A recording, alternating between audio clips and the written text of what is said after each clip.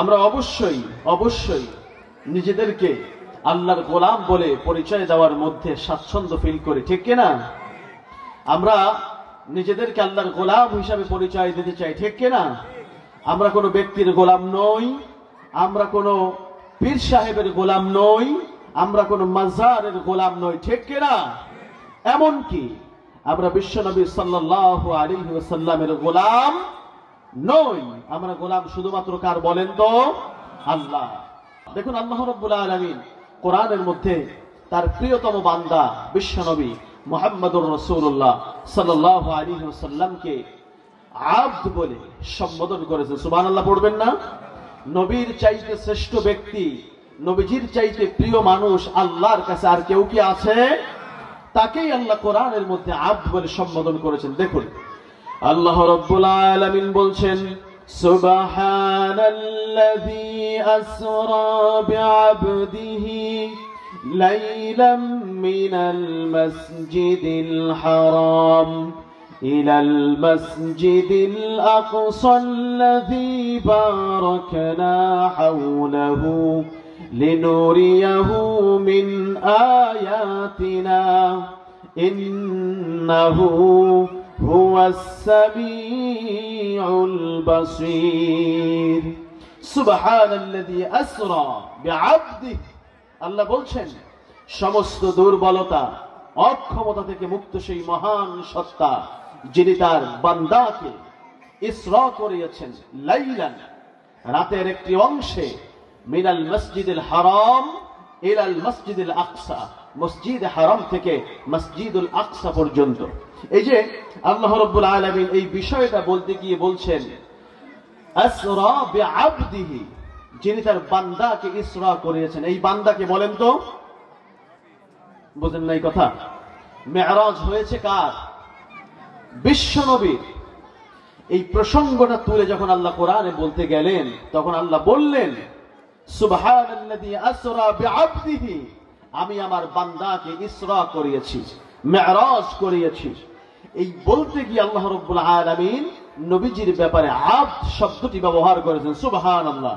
তাহলে এখান থেকে আপনারা বুঝতে সক্ষম হচ্ছেন আল্লাহ যাকে ভালোবাসেন তাকে আব্দ বলে, বান্দা বলে সম্বোধন করেন। সুবহানাল্লাহ পড়বেন না?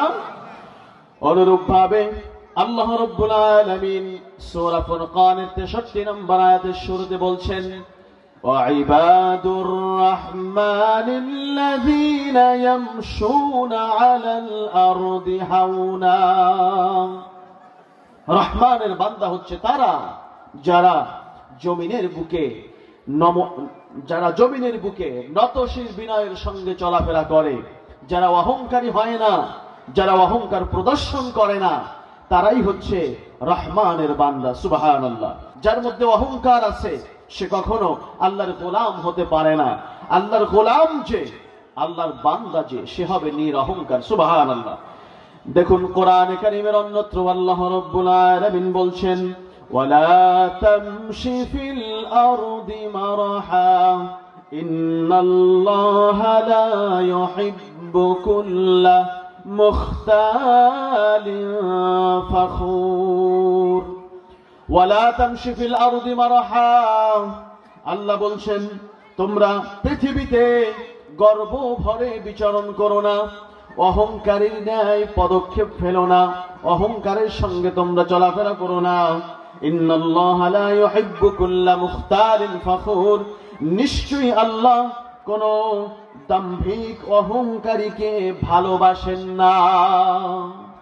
আল্লাহ কোন দাম্ভিক অহংকারীকে ভালোবাসেন না।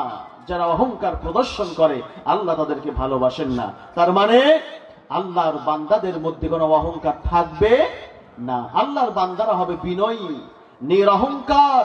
তাদের চলাফেরা, তাদের হাঁটা চলা, হাত নাড়া, তাদের মুখের কথা, তাদের চোখ নাড়ানো, সবকিছুর মধ্য দিয়ে নিরহংকারতার প্রকাশ পাবে। তাদের টোটাল বডি ল্যাঙ্গুয়েজের মধ্যে সে যে নিরহংকার মানুষ তা ফুটে উঠবে। সুবহানাল্লাহ। দেখুন বিনয়, নম্রতা আল্লাহর পক্ষ থেকে বান্দার জন্য দেয়া একটা নিয়ামত। সুবহানাল্লাহ।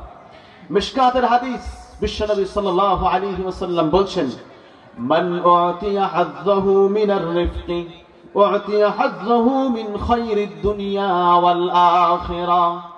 নবীজি সাল্লাল্লাহু আলাইহি ওয়াসাল্লাম বলছেন, আল্লাহ রাব্বুল আলামিন যাকে বিনয় নম্রতা প্রদান করেছেন তাকে দুনিয়া এবং আখিরাতের বিরাট কল্যাণ প্রদান করা হয়েছে। সুবহানাল্লাহ।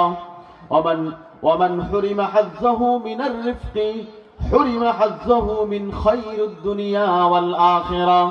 আর যাকে দুনিয়া এবং আখিরাতে বিনয় এবং নম্রতা প্রদান করা হয়নি তাকে দুনিয়া এবং আখিরাতের বিরাট কল্যাণ থেকে বঞ্চিত করা হয়েছে।